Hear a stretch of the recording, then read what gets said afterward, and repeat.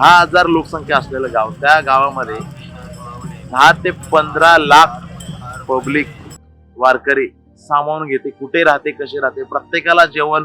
असा एकही व्यक्ती उपाशी राहत नाही. वारकरी हा एकही उपाशी राहत नाही किंवा कोणाला खायला भेटत नाही, प्यायला भेटत असं काही नाही. वारीत सगळ्या गोष्टी अनुभवायला भेटतात. वारी ही एकत्रितपणेच एकजुटीचं एक एकत्रित राहण्याचं एक खूप मोठं उदाहरण आहे. सगळ्यांनी एकत्र या, वारी करा, वारीचा अनुभव घ्या. आणि ज्ञानोबारायाच्या एवढीच प्रार्थना करेन की महाराष्ट्राला, या भारताला संकटापासून दूर ठेव, दुष्काळापासून दूर ठेव, सगळ्यांना आरोग्य, धनसंपदा, सगळ्यांचं जीवन भरभराटीचं जाऊ.